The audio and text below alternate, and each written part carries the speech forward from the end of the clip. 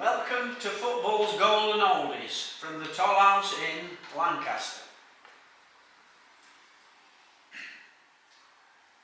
Supertramp, that was John Robertson. The unprecedented success of Nottingham Forest under master manager Brian Clough is one of the greatest stories in football folklore.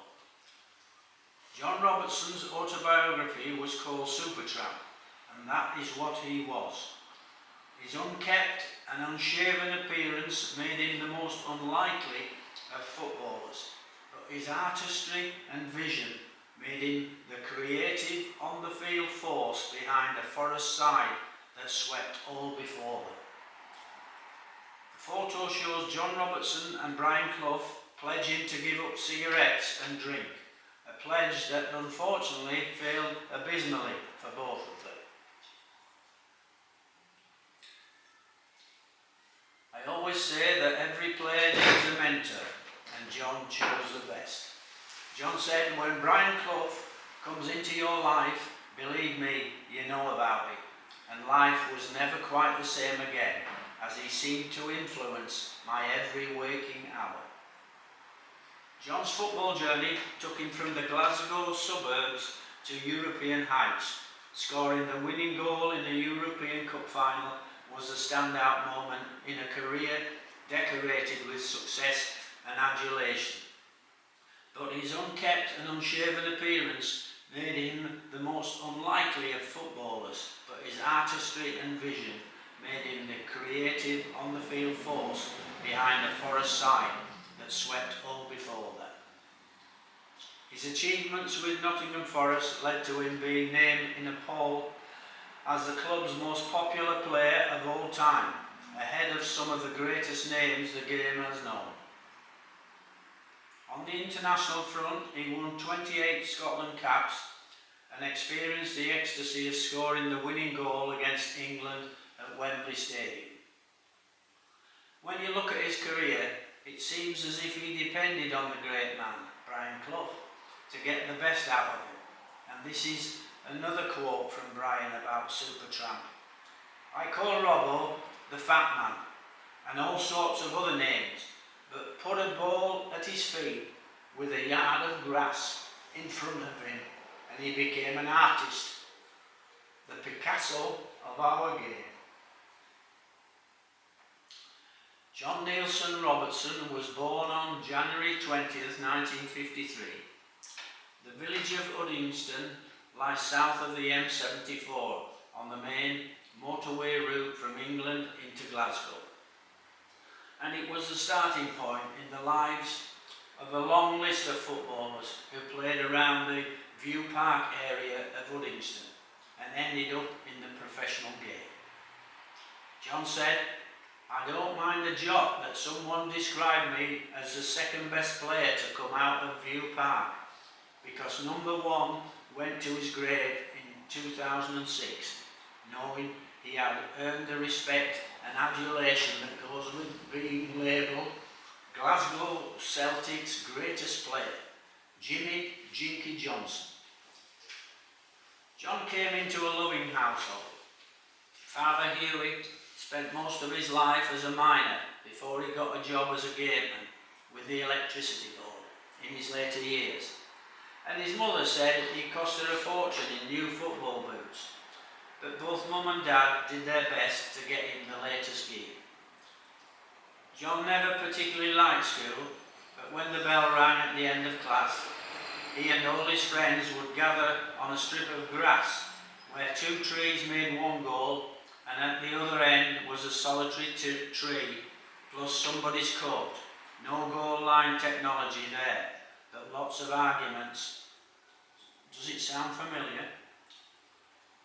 When he was 8, he got his first bit of recognition, and his school team, Burnhead Primary, reached a cup final at Brandon Park, home of Bellshill Athletic, and John was taken along as a reserve, where he picked up a runners-up medal without kicking a ball. Two football greats influenced John. In 1960, John saw Real Madrid play Eintracht Frankfurt on television in one of the all-time great European Cup finals, and his interest in football took a major step forward. John remembers Real won 7-3, and Ferenc Puskás, who had humbled England at Wembley in the year I was born, scored 4. He was magnificent, all left foot, and I would practice hitting the ball into a fence and pretend I was him. And little did I know that some 19 years later I would be playing against a side he managed. Predictably, John failed his 11 plus, and his mother, who was working in a factory, wasn't too worried, as her son ended up at Hosier Secondary School, who had a great satisfaction of beating Uddington Grammar School 5-0. One of his teachers, Jack Scott, ignored John's forged letters from his mother to have a day off school as long as he was there to play football. Going back to that final, Frankfurt reached the final through an impressive 12-4 aggregate victory over Scottish champions Rangers, whereas Madrid overcame their bitter rivals Barcelona 6-2 over 2 legs. The match was initially in doubt, as the German Football Association had banned their clubs from taking part in matches with any team containing Ferenc Puskás, after the Hungarian had alleged the West German team had used drugs in 1954 when they won the World Cup. Puskás had to make a formal written apology before the match could take place. Puskás scored 4 and Di Stefano 3 in the final, watched by 127,000. I've always believed that Puskás shouldn't have signed that, because it was proved that a Russian doctor gave that German team an injection at half-time. The next step was at international level. Robertson went for a series of trials for the famous junior club, Drumchapel Amateurs, and eventually made the team, and he progressed to Motherwell and district schools before being selected for the county side, Lanarkshire schools. He was selected to play against Dumfries and Galloway, which got him within striking distance of the under-15 Scotland schoolboy squad. 44 young hopefuls turned out at Stenhouse News Ground, where John scored 2 and made the final 22. There was a big friendly game coming up against England at White Hart Lane in 1968, and John was thrilled to make the starting 11 for the match. In the photograph, John is far right on the front row, with Graham Souness third from the left on the back row. Result of the game. Memory from John. It got better. I was lucky enough to send over a cross which Brian Lang, an Edinburgh boy who joined Liverpool without quite making it, headed home to win the match 1-0. There was another Drumchapel lad in the team called Tommy Sinclair, who everyone who knew anything about football predicted would be a top player. But sadly, he died in his teens from leukemia, and that was a tragic loss. Souness was already looking like $1 million with amazing self-belief. He was strong, talented, and oozed confidence, never afraid to speak his mind. And I remember one day the coach telling Graham to wear the number 8 bib. Graham said, "I always wear the number 4. The coach replied, "Well, you're not now, and if you don't want to wear the number 8, you may as well go home." With that, Graham simply walked off, and Robertson never saw him again for another 3 years. Life of Brian. John Robertson said at the time, "When Brian Clough comes into your life, believe me, you know about it." And that day for me was January 6, 1975. And life, not just the football side of it, was never quite the same again. He seemed to influence you for every waking hour, and dreaming about him became fairly commonplace too. Clough had been out of work since leaving Leeds United after his infamous 44 days at Ellen Road, where by his own admission he had gone in like a whirlwind and met so much resistance from the players, moulded by Don Revie, who Clough hated with a passion. By all accounts, he left Leeds a very wealthy man that wanted to get back into the game, being still a young man. Forest, before they sacked Alan Brown, had apparently been working feverishly to open the way for Clough to take on the huge task of reviving the fortunes of Nottingham Forest.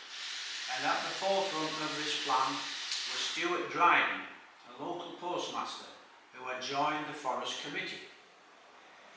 There was a general feeling about the place of whether the Brian Clough that was seen on television would fancy the idea of joining the second division club that had lost its way.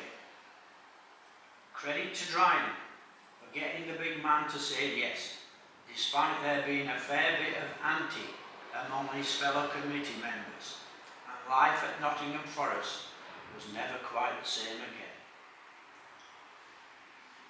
At the eye of a tornado.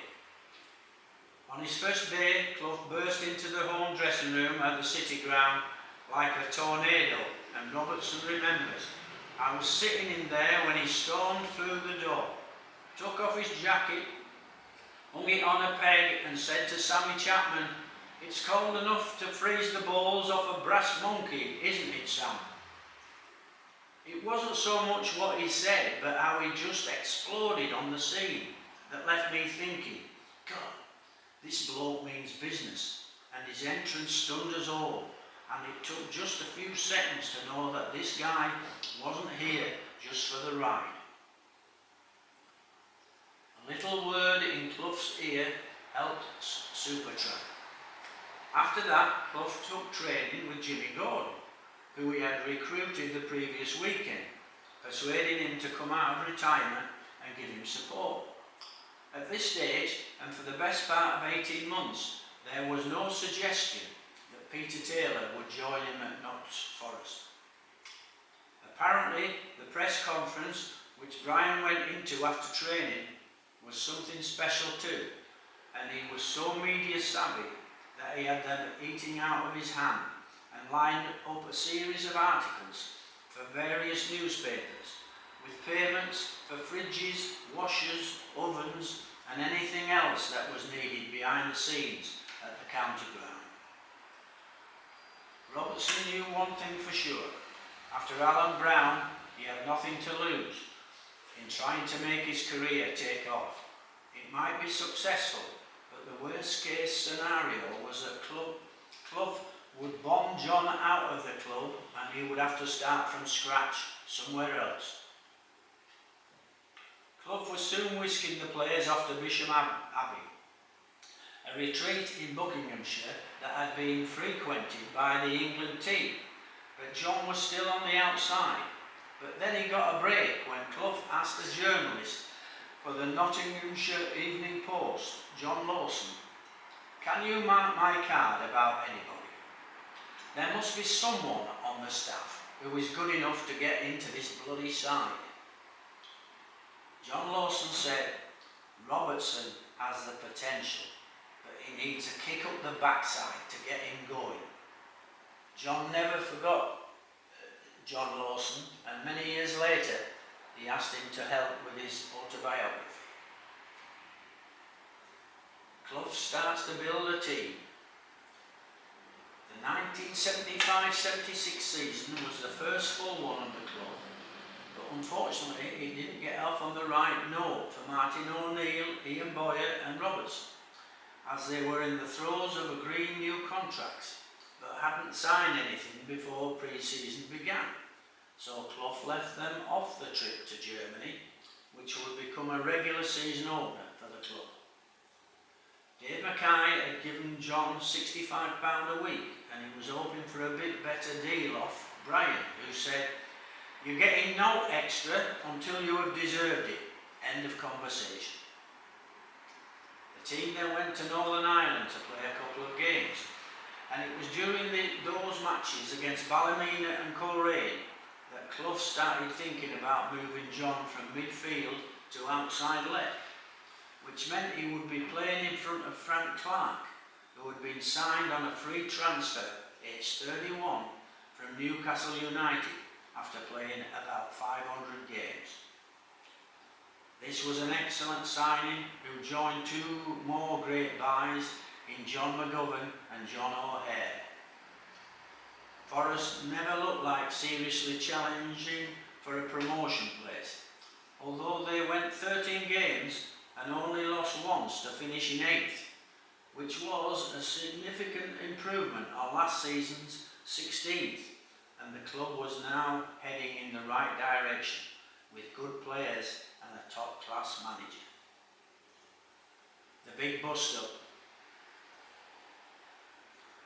During the summer of 1976, the club had not strengthened the playing staff, apart from the fact that Peter Taylor was reunited with Brian, who said, "Pete's arrival is the best bit of business this club has done in years." Pre-season was again spent in Germany, and the opening game was against SV Firth, which they lost 3-2. But the day after, Clough told the team to gather round as Pete wanted to introduce himself. And he suddenly hit Robertson with a non-stop verbal barrage, raising his voice a few decibels to say, "You, bugger off back to the hotel and I'll see you later." John was flabbergasted, but he did as he was told and waited for Taylor in the hotel, whose first words were, "What's your problem?" "Don't know what you mean," said Robertson. Taylor carried on. "I watched you last night in the warm. You shook one leg, shook the other leg, and that was it. You were overweight and you don't live right. So what's your problem?" John took a few deep breaths and came out with his "the whole world is against me" speech. But this was his defence and all part of the inferiority complex that was going on in his mind. Taylor ended a long pause in the conversation by saying, "It's clear that you've got a problem, but the gaffer and me think you can play." And there was suddenly a bit of warmth in a voice that had previously been cold and calculated. Tactically, the assault on Robertson had worked very quickly. Pure genius by Clough and Taylor. Overnight miracle as Supertramp starts his career again. The following day, Forest were playing Regensburg and John was substitute, but from then on he was a regular in the first team, and Taylor's opinion of him changed quite dramatically as time went on, so that later he said, "I wouldn't swap John for any other winger," included Ento of Real Madrid. At the start of the season, they were playing Kilmarnock in the Anglo-Scottish Cup, winning 2-1. But Clough and Taylor were absent. 3 days later, their absence became obvious as they had signed striker Peter With from Birmingham, which was swiftly followed by former Liverpool centre-half Larry Lloyd joining the club on loan from Coventry City. Clough initiated talks with Larry to sign him permanently. He did eventually sign, and what a magnificent buy he proved to be, as well as the source of continuous entertainment with a banter that was as big as his huge frame.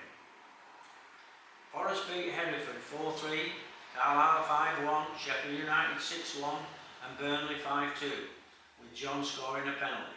But then Terry Curran on the right wing got a nasty knee injury, and Clough said, "You've just seen promotion limp out of the door," as Curran left his office on crutches after the game. As one door temporarily closed for one player, it certainly opened for another, in the shape of a quick young striker from Eastwood in Nottingham. But who was he? Graham Taylor, manager of Lincoln, spotted something in his young loanee. But Clough resisted all his attempts to sign him and brought him back to Forest, which was to prove one of the most astute decisions he ever made. The boy's name was Tony Woodcock. Forest had reached the semi-final of the Anglo-Scottish Cup, winning 2-1 at home against Ayr United, and then travelled to Scotland in the hope of reaching the final, where Woodcock was called in to partner Peter With up front on a horrible, rainy, miserable night, but they both scored, struck up an instant understanding, and a top goal-scoring partnership was born. Those two lads up front were a dream for Robertson, as they were both left-footed and tend to look for John when they got possession, which suited him down to the ground. They were flying by the time Forest met Leyton Orient in the final of the Anglo-Scottish Cup, and although it might not have been much of a competition to win for a lot of people, Brian Clough was never slow in building it up. A 1-1 draw at Brisbane Road thanks to a Robertson penalty, followed by a 4-0 win in the second leg 2 days later, meant it was the first success for Clough and Taylor. Clough's argument was, if you think it doesn't mean much, ask the players in my dressing room. Most of them have never been to a final and won anything before, so who knows, they might get a taste of for wanting other prizes. What a prophecy. Was promotion a possibility? Winning games is a good habit, and Forest went on a run of 14 league and cup games without defeat, before losing to Southampton in the FA Cup, followed by defeats at Wolves and at home to Luton, and were in danger of losing 3 league games in a row when they were trailing 1-0 to Southampton at the City Ground, when in the 47th minute fog came rolling in from the Trent and the referee called it off. When the game was played again, Forest won 2-1, and banter in the dressing room was that the gaffer could walk on water, as he frequently boasted, but now he had control over the elements as well. Around this time, George Hardy, the new Derby chairman, made an attempt to get Clough and Taylor back at the baseball ground, and Brian Appleby, his opposite number at Forest, gave permission for the approach. But at the end of a cliff-hanging day, it was announced they were staying.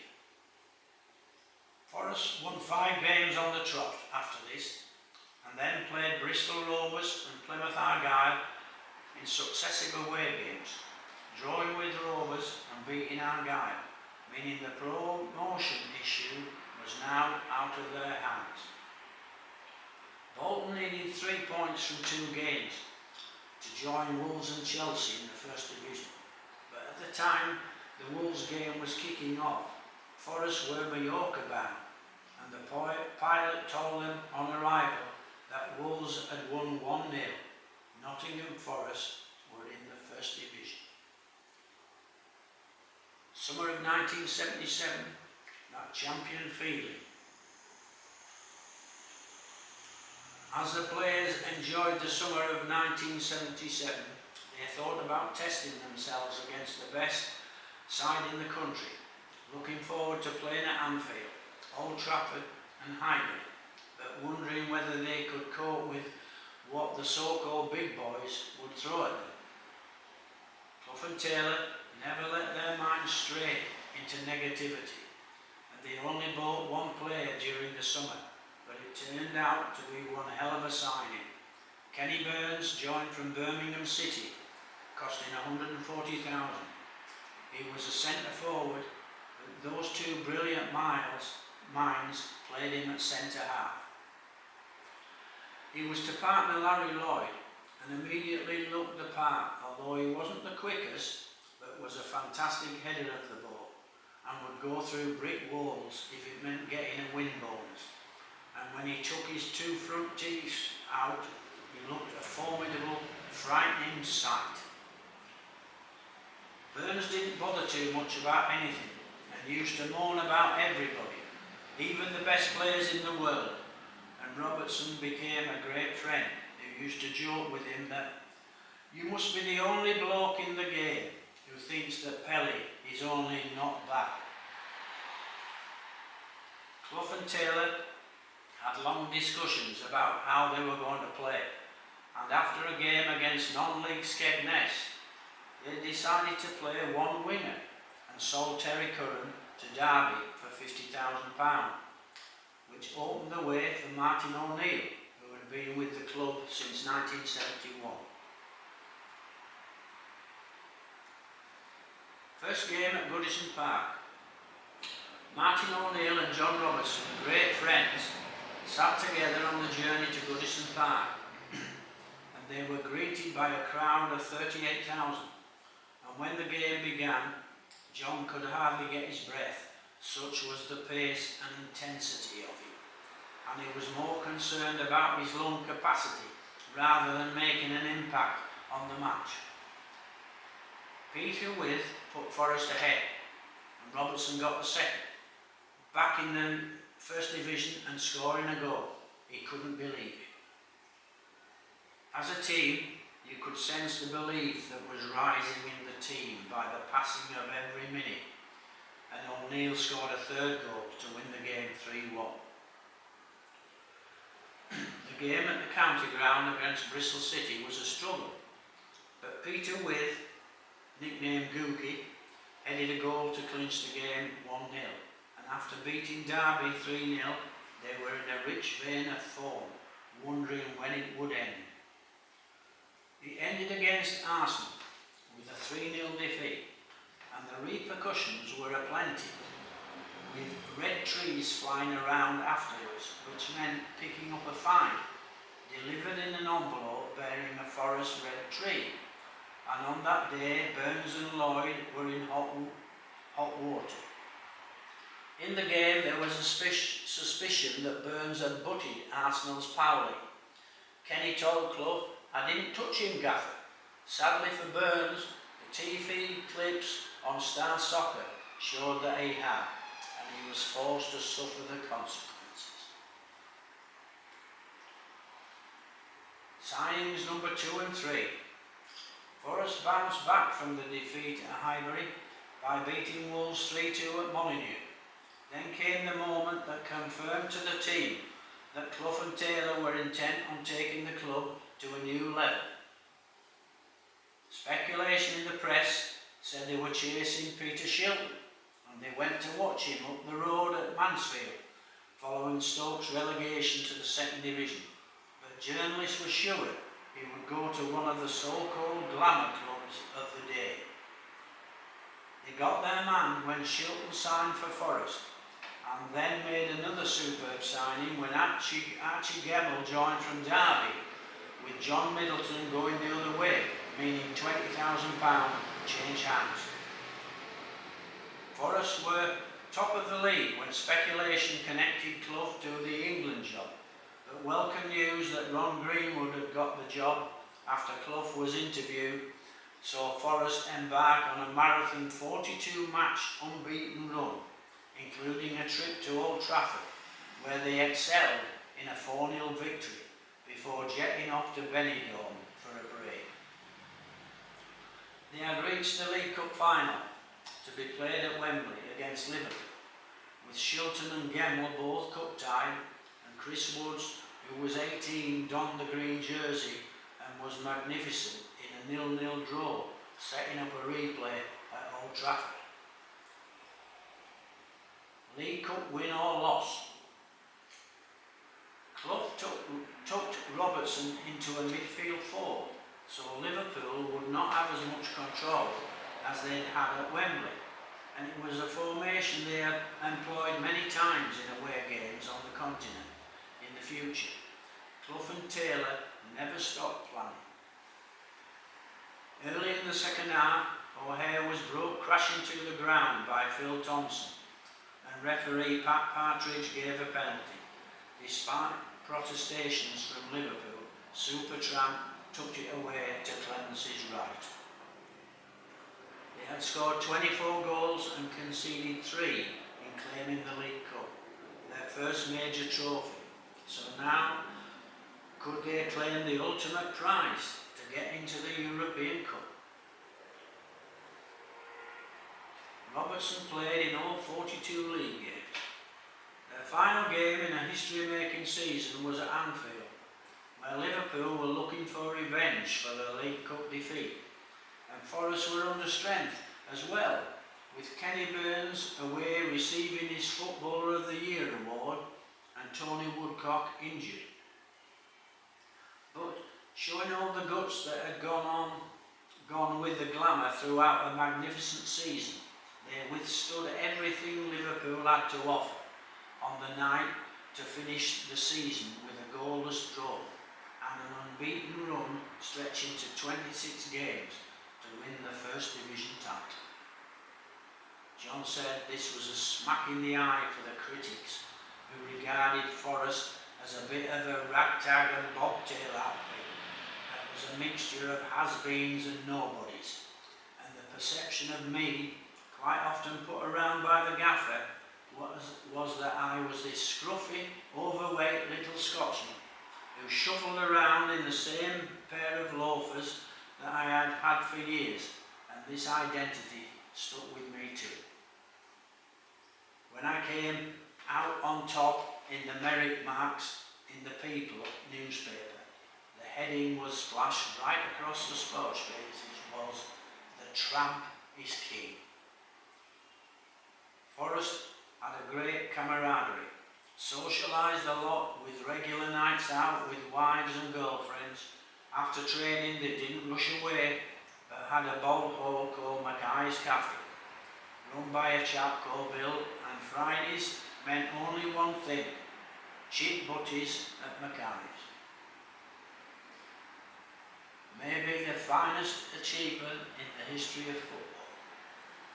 It was Roy of the Rover stuff for a club the size of Forest to take Europe by storm for 1 year, let alone 2, and I still pinch myself to this day when I think that I supplied the cross for the goal to beat Malmo in Munich, before going on to score the vital goal when we repeated the remarkable feat by beating Hamburg in Madrid 12 months later.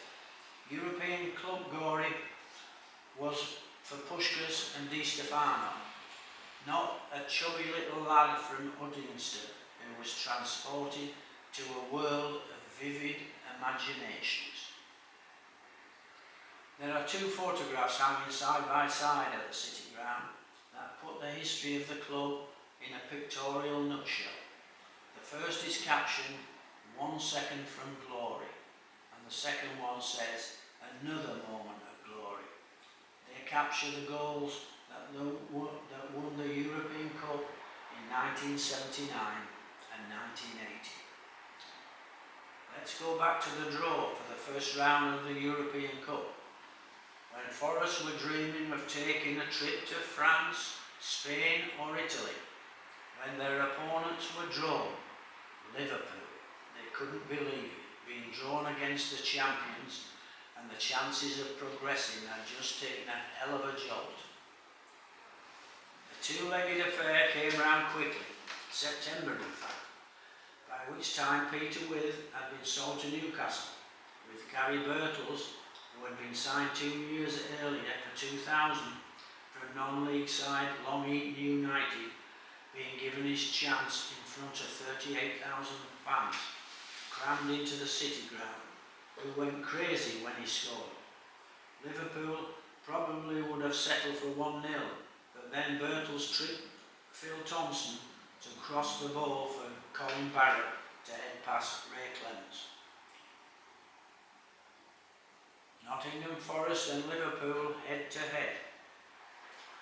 Colin Barrett suffered a serious knee injury against Middlesbrough before the second leg, and although he made a comeback, he was never the same again and had to finish playing at an early age, and Robertson said it was a tragedy for him, as he would have become an integral part of the Forest team, and his goal was one of the most important in the club's history, and the value of his strike could not be measured. Bill Shankly, who had handed over to Bob Paisley, was asked about Gary Birtles and said, "They say that nobody knows about him, but they certainly bloody do now." The the second leg at Anfield, a red-hot atmosphere on the Kop, with Liverpool determined to hold on to the trophy for a third successive year. So Liverpool threw everything at Forest, with Frank Clark coming in for Colin Barrett, but there was no way through that defence, so a 0-0 draw was the result. Bob Paisley went on record as saying Forest would go on to win the trophy, which was nice for all the lads at Nottingham Forest to hear, and very prophetic. Victory set up a match with AEK Athens, managed by old-time great Ferenc Puskas. A Uruguayan planted a left-hander on Kenny Burns' jaw, which the referee saw and sent him off, meaning he missed the second leg, where Burns would have exacted retribution after a 2-1 victory, thanks to McGovern and Birtle scoring. On to foreign fields. Birtle scored 2 more goals in a 5-1 victory in the second leg, which led to Peter Taylor saying, "We could go on and win this."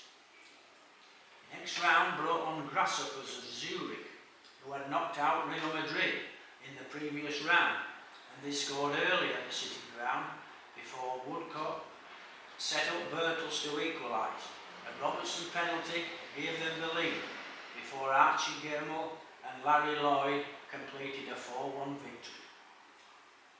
Second leg ended in a 1-1 draw, with Martin O'Neill finding the net, which brought up a semi-final against Cologne, and Peter Taylor said on the eve of the game, "They can't head it, they can't pass it, and they can't run, so go home and have a good steak, a good night's sleep, and you'll walk it tomorrow." 2-0 down early in the game before Birtles and Boyer scored, and Robertson got the third with a header.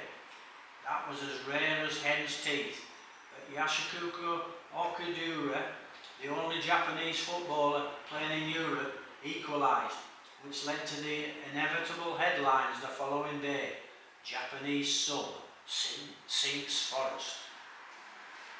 Clough and Taylor were very positive when they faced the press, saying their team were more than capable of beating Cologne, and not for the first time in their managerial careers, they upset the odds with a 1-0 win, thanks to a goal from Bomber Boyer in the 65th minute.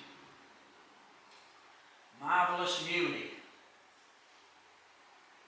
Most of the pre-match talk revolved around the injured Clark, Gemmell and O'Neill, and only Clark played with the other two on the bench, which opened up the way for recent £1 million Trevor Francis, cup-tied until the final.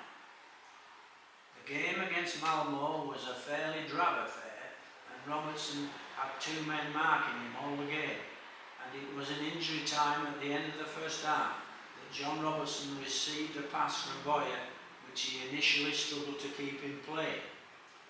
At last he was up against the fullback, beat him for pace and crossed the ball to the far post, where Trevor Francis had a tremendous amount of ground to get there, but it was a great header as he had to throw himself at it to score what turned out to be the winner. It wasn't a great final, but did they care? No. They felt they had played the final at Anfield in the first round. Never to be repeated.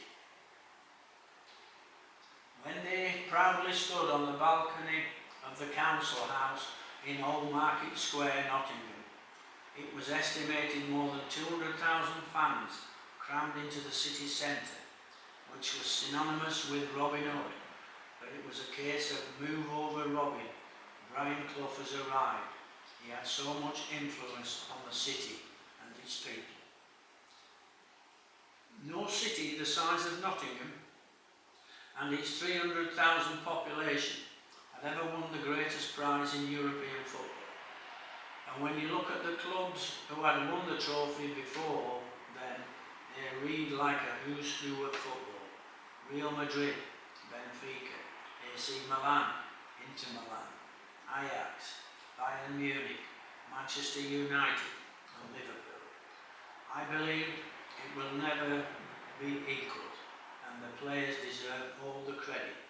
But look at the two men who created this phenomenon, Brian Clough and Peter Taylor.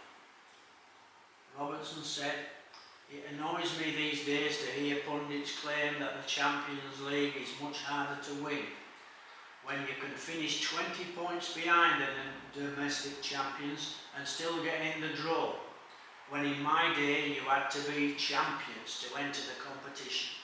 In my opinion, the name Champions League is so misleading, and there is less romance to it. A certain mystique has gone, but to us it was a magical experience." Forest finished as runners-up to Liverpool in 78-79, but qualified as holders. They will never retain it, will they? The first round draw revealed a club who were not a household name, Östersvaxer, from Sweden. So the maps came out and somebody thought they were from Outer Mongolia. But although Forest battered them at the City Ground, they had to be content with a 2-0 win before winning the second leg 1-0 with a Tony Woodcock header.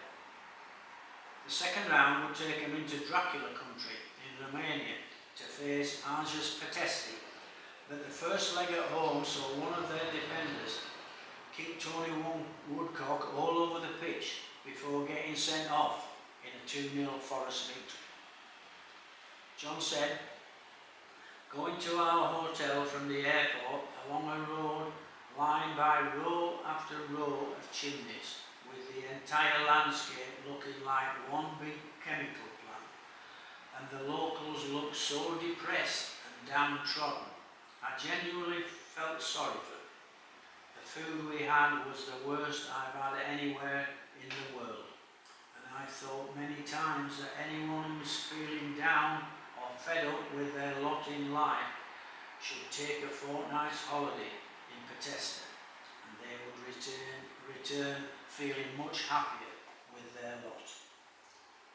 Boyer and Birtles gave Forest a 2-goal lead before Arjus got a goal back with a penalty, following an innocuous challenge from Kenny Burns, but a 2-1 win put them through to the third round.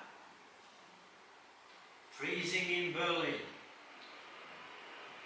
The third round was in March. Forest had lost Tony Woodcock, who had been sold to Cologne for £600,000, and maybe they would miss him as they faced the East Germans of Dynamo Berlin at the City Ground, where Dynamo absorbed the Forest pressure before breaking away to score after an hour. The second leg was played just after Forest lost the League Cup final to Wolves, and with a couple of league defeats, they were not going through the best of times. Their stay in Berlin was only days before the Berlin Wall came down, and it was unbelievably cold, so they were surprised in the warm-up to see the Germans all wearing tights, so they returned to the dressing room to put on an extra strip. It was not a game Forest were expected to win, but Clough rammed out a positive message, saying he had seen nothing in the first leg in terms of pure skill to frighten Forest, and he made Trevor Francis in particular aware of that, because Francis had not had the best of games in the League Cup final. Trevor's response was magnificent. He had probably his finest hour in a Forest shirt that night, that answered the critics who had doubts about his £1 million price tag, scoring 2 goals in the first half that turned the tie on its head. The Germans couldn't get near it. John Robertson converted a penalty, and although Dynamo replied with a penalty after Robbo handled the ball, Forest eased through to the semi-final. Semi-final against the power of European football, Ajax. The Dutch masters were in the era after Johan Cruyff, but still had great players like Soren Lerby, Frank Arneson and Ruby Kroll, and there was magic in the name Ajax, so Forest would have to be at their best to go through. Trevor Francis, thanks to Clough, had shown what he was capable of against Berlin, and he put on a show at the City Ground, scoring the first and then providing a penalty for Supertramp to score. And just as Francis had shown once again against Peter Shilton, revealed his world-class talents by keeping out a shot from Lerby to allow Forest to take a lead to Amsterdam a fortnight later. In between the two games, Forest took off for the Persian Gulf to play a couple of friendlies and get some sun on their backs, as prescribed by Dr. Clough and Dr. Taylor. Such was the clamour to see the second leg that it was switched to the Olympic Stadium, which had a 65,000 capacity, and the atmosphere generated rivaled anything Nottingham Forest had experienced on their European travels, as Ajax had only suffered one defeat at home in 46 European ties. Forest needed the resolve they had shown the previous season at Anfield to withstand the onslaught, but this game showed once more what a brilliant player Kenny Burns was, masterful in the air and on the deck, breaking down wave after wave of attacks, plus Shilton made 2 top draw saves. Lerby scored for Ajax, but Burns was in one of those thou shalt not pass moves, and a 2-1 defeat put them in the final once more, an achievement that was beyond words. Pinnacle of football beckons, but so does Mallorca. The biggest problem Forest faced was Francis, who had snapped his Achilles tendon against Crystal Palace at home in a 4-0 win, with Trevor netting 2.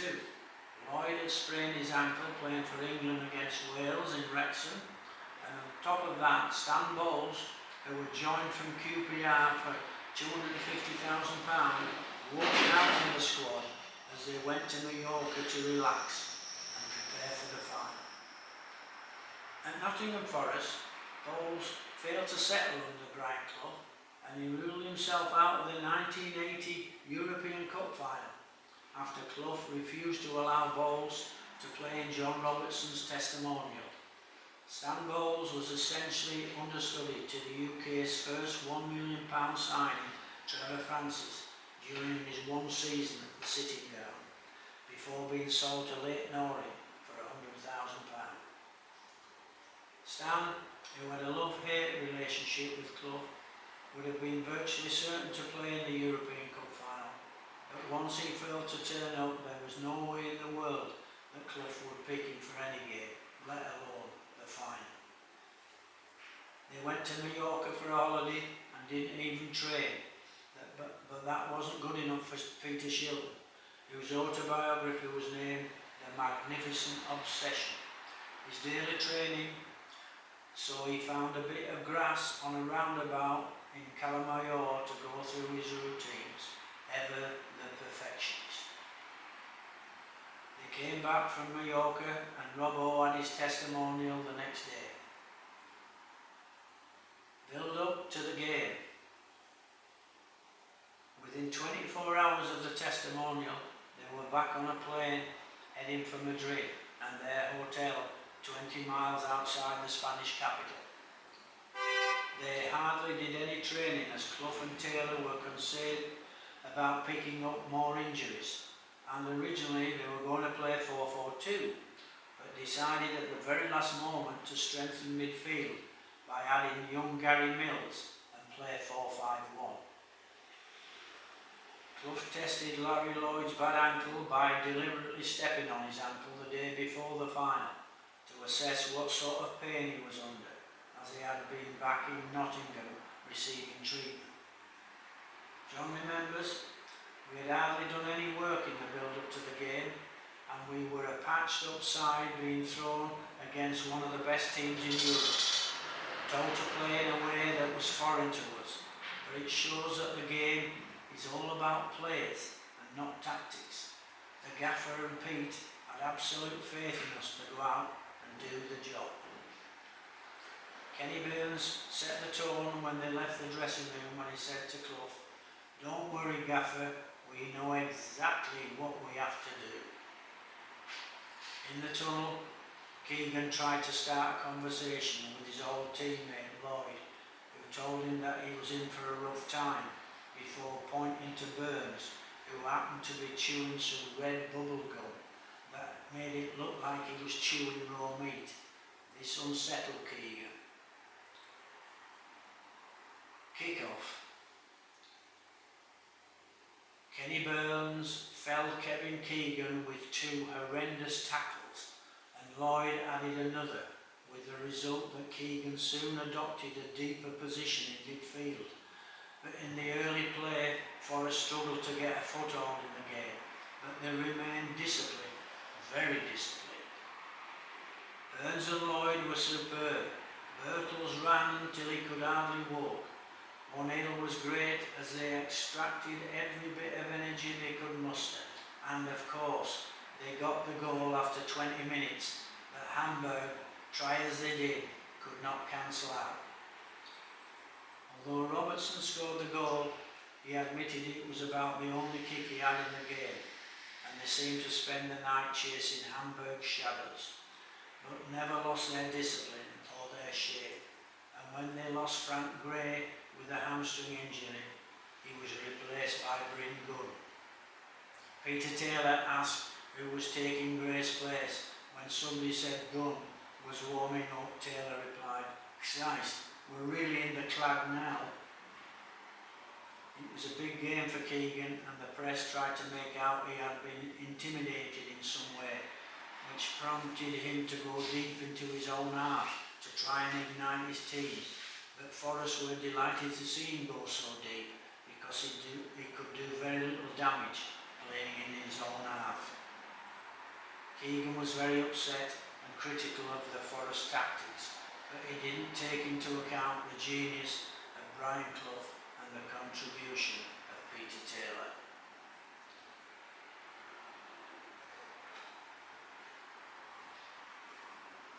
No team will ever hit the heights that Nottingham Forest did. At the end of the game, Forest were so blitzed from a physical point of view that they could hardly raise their arms in salute, and many of them just dropped to the ground out of sheer exhaustion. They soon came around, went back to the hotel and spent the night in town drinking before getting taxis back to the hotel about 7 in the morning as the cleaners were vacuuming and dusting. They started playing a game of Connect 4 in the bar when Peter Taylor came in and said, "I can't believe you lot have been up all bloody night playing that game." At the end of the day, the real story was they had won the European Cup for the second successive year. No provincial town has done that in the next 40 years. UEFA cannot resist tampering with things to justify their existence. The UEFA Super Cup is an annual football match contested between the winners of the UEFA Champions League and the UEFA Europa League. Established in 1972, it was contested between the winners of the European Cup, renamed the UEFA Champions League in 1993, and the European/UEFA Cup Winners' Cup until 1999, when the latter was discontinued and merged with the UEFA Cup, renamed the Europa League in 2009 by UEFA. The last Super Cup contested in this format was the 1999 UEFA Super Cup between Lazio and Manchester United, which Lazio won 1-0. The competition was originally played over 2 legs, one at each participating club stadium in the winter months, but since the 1998 edition, it consists of a single match played at a neutral venue in August. Between 1998 and 2012, the Stade Louis II in Monaco hosted the Super Cup, but since 2013 it has taken place every year at a different stadium across Europe.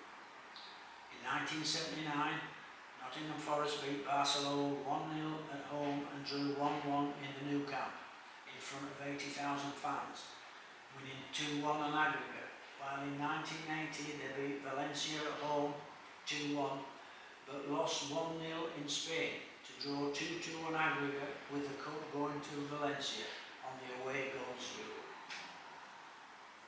Examples of Clough psychology and quick thinking. Clough could be one of the most abrasive characters you could ever meet, but his man management was second to none. Taking his players abroad for a friendly or just a bit of sun, but the wives and girlfriends were less than happy seeing their partners being whisked off on yet another jaunt. Quietly, Brian got a lot of stick for these excursions, but the day after the team had departed, a bunch of flowers and a big box of chocolates arrived at the doors of the wives and girlfriends, and with the presents a little note saying, "Love, Brian." Suddenly Brian Clough was the bee's knees. He was brilliant at that sort of thing. He was big on the family unit, and when he used to give his players many days off, he would send them away from training with the message, "Go and spend time with your wife and kids," reasoning that a more contented footballer was a better footballer. Clough could have been a politician, a psychologist, virtually anything he wanted, because he was a very clever man, being unbelievably aware of what was going on around him, and the term streetwise could have been invented especially for him.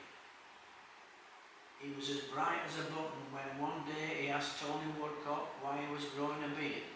Tony replied, "Because I want to be different."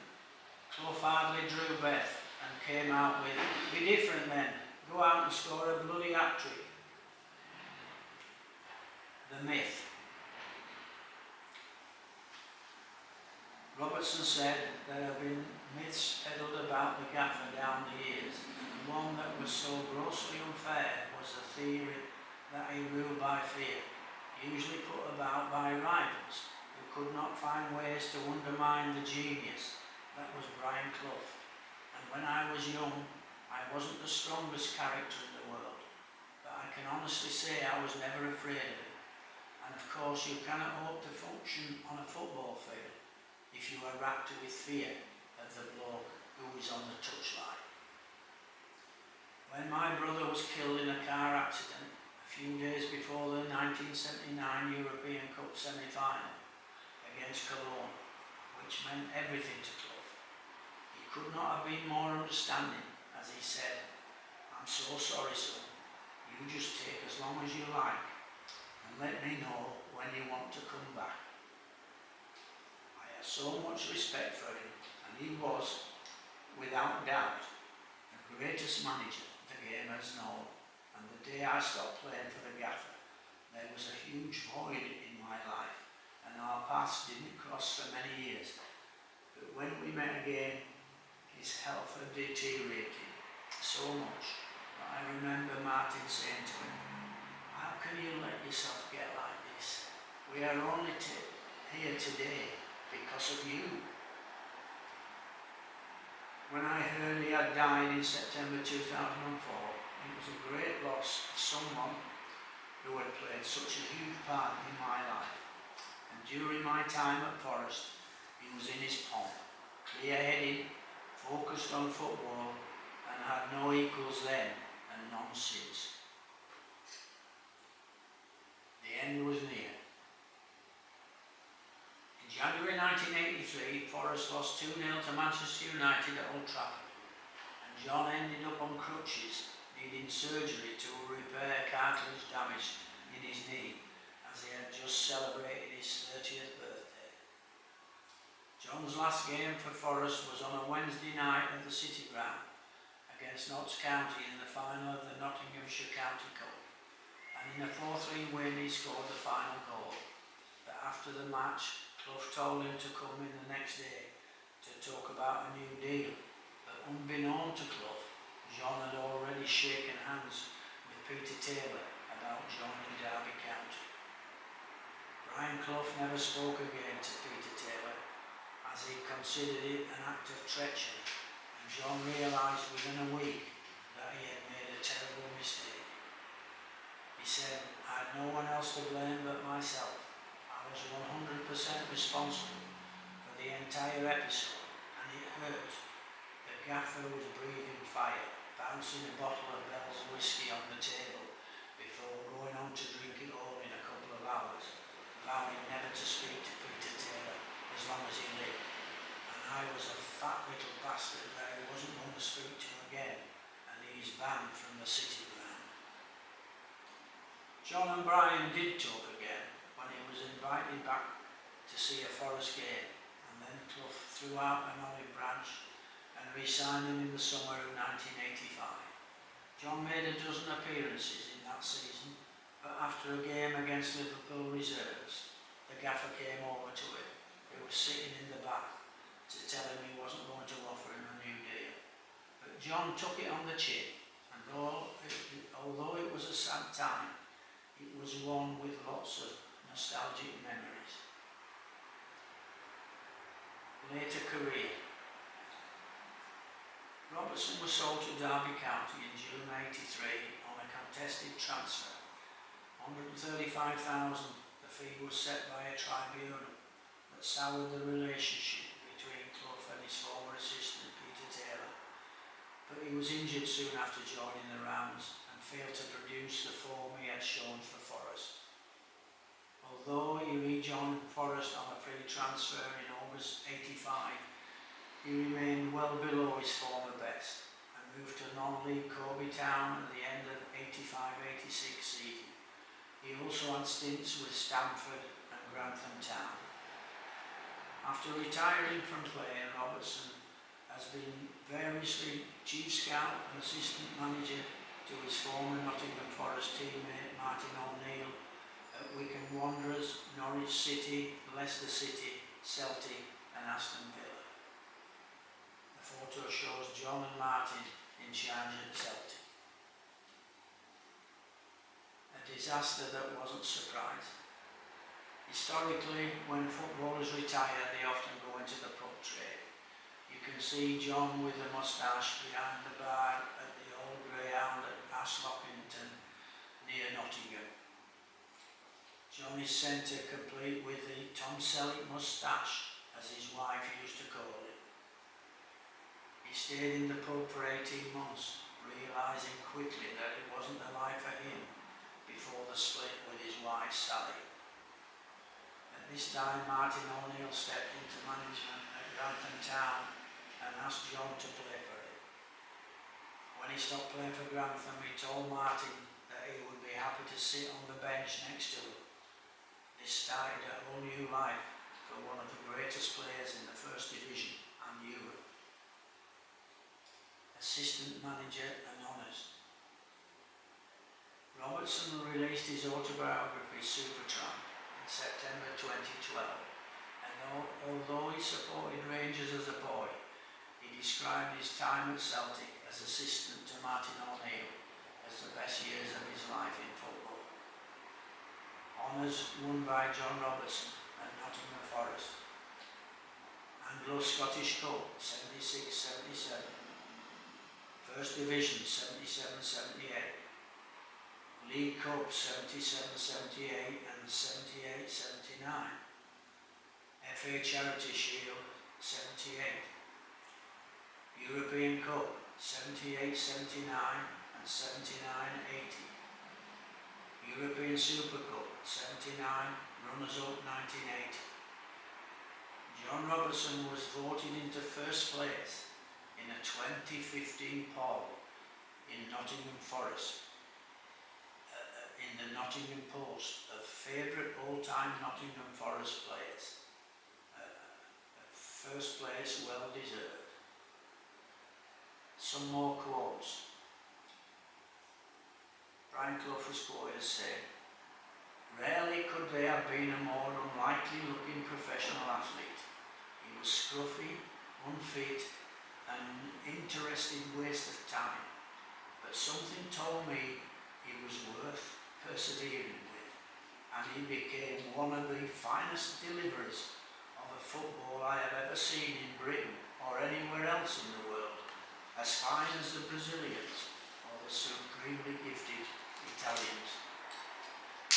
Robertson's captain at Forest, John McGovern, later said, John Robertson was like Ryan Giggs, but with 2 good feet, not 1. He had more ability than Ryan Giggs. His ratio of creating goals was better, and overall he was the superior footballer.